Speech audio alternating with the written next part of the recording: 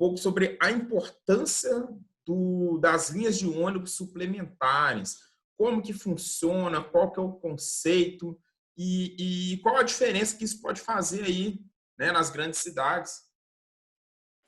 É isso que eu estava falando da capacidade, né? O sistema viário não permite que todo mundo tenha um carro e que use esse carro o tempo inteiro para fazer todos os seus deslocamentos.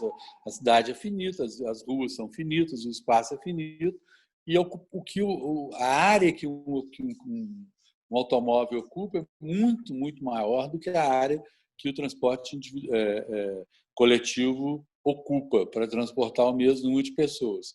Então, é possível você criar transportes coletivos nas suas diversas modalidades, fretamento através das empresas, transporte escolar, né, para transportar as pessoas para a escola, ou transporte público convencional, ou seus derivados, outros transportes comerciais também, suplementar, né, alternativos, que permitam que as pessoas possam fazer os deslocamentos casa-trabalho, casa-escola, casa-saúde, né, de uma forma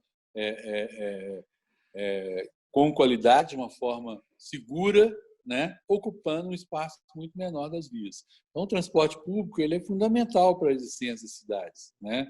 E todas as grandes cidades do mundo têm, quanto maior a cidade, maior os sistemas de transporte coletivo, né? Ele vai chegar num ponto que ele vai avançar para um transporte metroviário, a partir do volume de capacidade que ele precisa ser atendido, ele precisa avançar para esse tipo de coisa, né? Um transporte sobre trilhos, que já é um outro momento onde você tem uma capacidade maior, mas que Contagem já tem espaço, já até tem, né? O transporte metroviário para Belo Horizonte, o projeto de expansão desse metrô também é importante para a cidade, mas ele não vai resolver, ele vai só trazer gente a Belo Horizonte. Internamente, a discussão que tem que ser proposto e pensado pela prefeitura é um transporte coletivo de qualidade que permite que as pessoas possam se deslocar dentro da cidade, de um bairro para outro, um bairro para o centro, acessar os postos de saúde, acessar tudo que a cidade de Contagem oferece, né?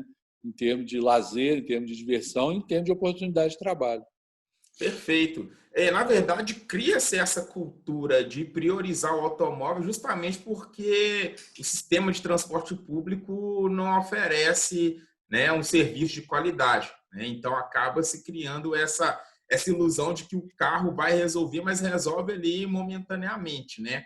Eu queria que você falasse assim, o transporte suplementar, ele concorre com as linhas de ônibus tradicionais? Qual que é o papel dele aí a partir do momento que ele é implementado na cidade? Depende da forma como ele é implantado. Eu defendo que ele seja implantado como um serviço que vai complementar, ou suplementar, né, palavras similares aí, o serviço de transporte convencional. Vai atender um nicho de mercado, uma faixa de demanda de pessoas, de necessidade das pessoas, que um transporte convencional não atende. Porque você não viabiliza botar um ônibus lá para 40, 50 lugares, então você põe um sistema que pega um transporte com menos pessoas, consiga dar mais frequência com um ônibus menor, que com isso atende com mais capacidade, para atendendo demandas e trocas e necessidades da população, né, que precisa de um veículo menor, operar de uma forma diferente do sistema de ônibus, que é uma lógica mais convencional, que ele tem que estar cheio para ser viável economicamente, tem custos maiores, né? Então, um transporte suplementar possibilita isso, você desloca principalmente as relações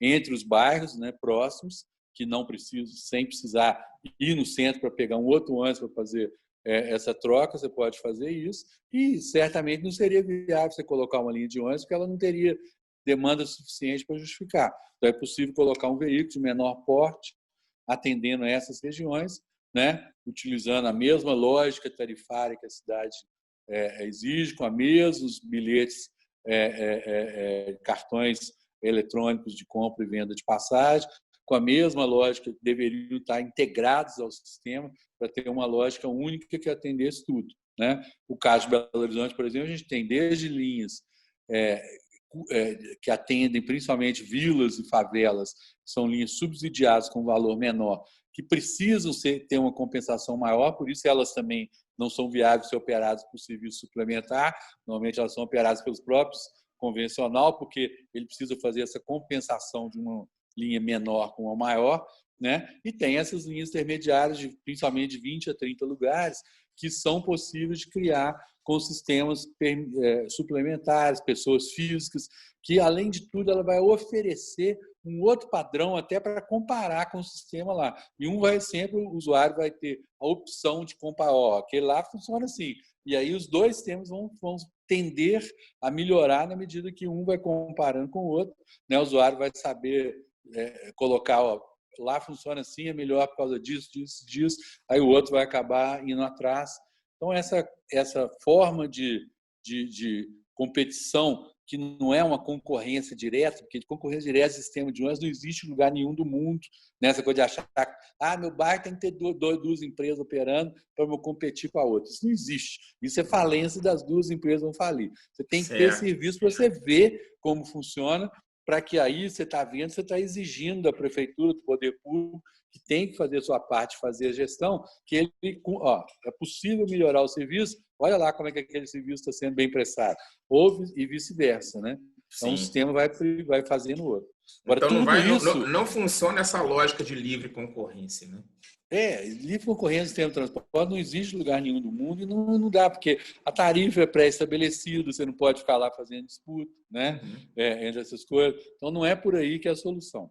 Mas, Rafael, agora, tudo isso só funciona se tiver um poder público forte, né? Fazendo a gestão eficiente, fazendo o controle do sistema, exigindo que o serviço seja bem prestado, né? Definindo os horários que têm que serem cumpridos, fiscalizando o cumprimento, fazendo com que o serviço seja voltado para o interesse da cidade e da população. Então, a gestão pública é fundamental no sistema da mobilidade como um todo, né? Não só nesses aspectos coletivos, mobilidade ativa, mas até outros aspectos, todos os outros também, né? A gestão do trânsito. Então, tem que ter uma gestão pública eficiente, né? Em questão de eficiência, de vontade política, né? Tem que ter. E Ricardo, nesse sentido, já é consenso aqui em Contagem que as linhas tradicionais não são suficientes para atender as comunidades, os bairros de periferia. O desenho dessas linhas suplementares pode ser feito com a participação da comunidade? Pode e deve, né? Eu acho que ter comissões de transporte em cada região, ter a participação da comunidade no desenho do próprio sistema de transporte, na gestão do sistema de transporte, ajudando a prefeitura, né, a fazer uma gestão eficiente é fundamental. E isso pode se dar desde o primeiro início, onde propondo linhas, né, avaliando a viabilidade da criação dessas linhas, acompanhando a implantação dessas linhas e acompanhando e fiscalizando o funcionamento da linha depois que ela passar a operar. Então, a participação da população é muito importante, né, nesse processo. Né? Existem várias experiências de comissões regionais de transporte que efetivamente funcionam, que conseguem fazer com que o sistema atenda cada vez melhor o sistema de transporte. Nunca vai ser ideal você achar que vai chegar naquilo que eu quero. Né? Você sempre, a hora que chegou, você já quer uma outra coisa mais, obviamente. Então, a cobrança da população é fundamental nesse processo de melhoria contínua do sistema, de crescimento da qualidade do transporte, né? Da eficiência do transporte.